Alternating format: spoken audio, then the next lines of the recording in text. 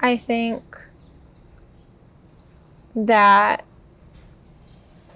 I got into it, I think we're all a little indoctrinated from just being Ashkenazi Jews in America.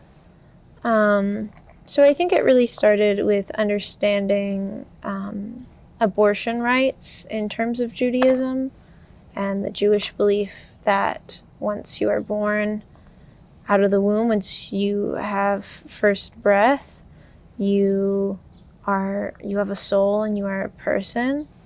And I think that the Jewish understanding that all life is sacred, no matter if you are Jewish or not. I think the idea of we don't proselytize adds to that understanding. And obviously,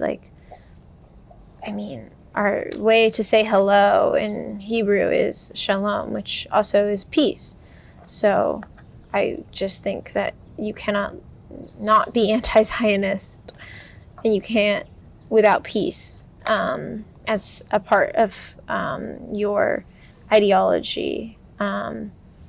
So I think that's aspect. Obviously, I think also Tikkun Olam principles and repairing the world. I think even just Passover stories where you talk about oppression and subjugation and escaping and going.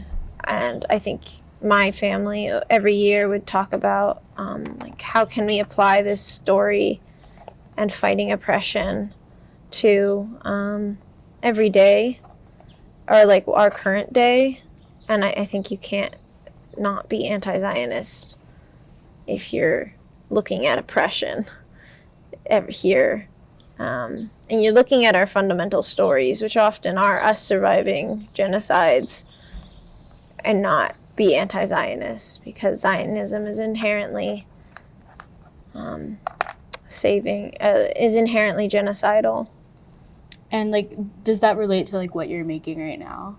I'm how? Gonna make a poppy. I think I grew up in California. We have the California poppy that's bright orange.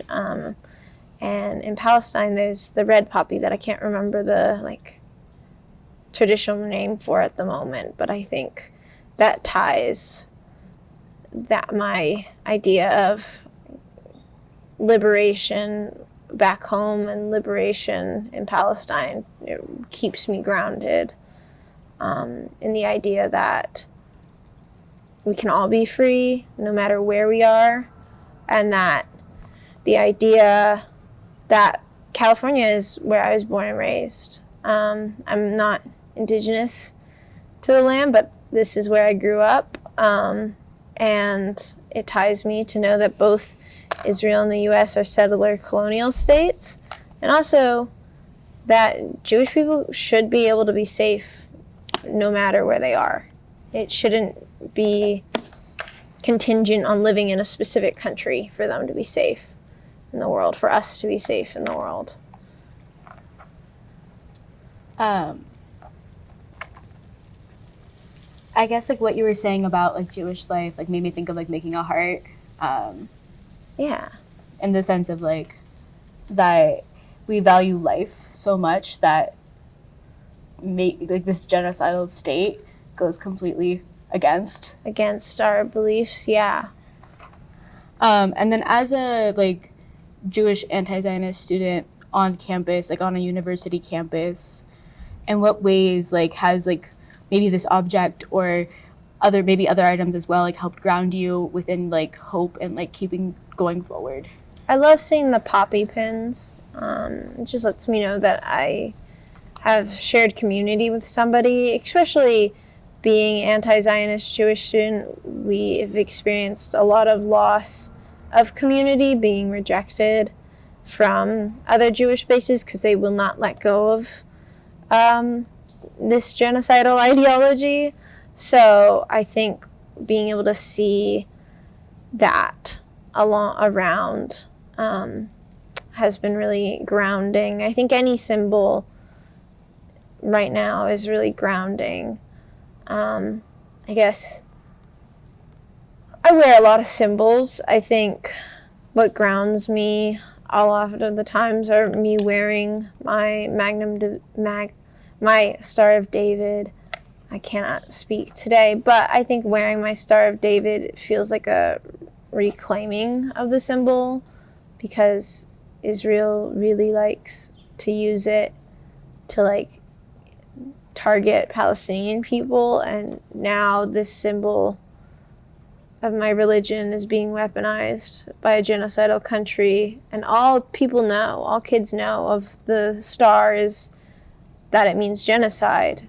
So there is a part of me that wants to reclaim it, but also recognizes that it is triggering for people to see. And then I also think that I think wearing the Hamsa also grounds me of it's another symbol that we share across different regions, different cultures, not just in Judaism, but we share it, reminding us that we're not like exclusive. It reminds me of my diaspora identities, that my culture isn't Israel. Like Israeli culture hasn't been around except for the last 70 years, and it's really just like whitewashing and an amalgamation of many different Jewish diaspora identities, and it's really sad to see them get ignored and wiped away in favor of this made-up culture that doesn't really exist. But that's not to negate that there was Jewish Arabs, but they have their own culture and own language. It's not Ashkenazi, it wasn't Hebrew, it was something else. So I think that those are my symbols, and obviously I think any symbol that somebody wears that demonstrates that they're pro-Palestine makes me feel grounded in community.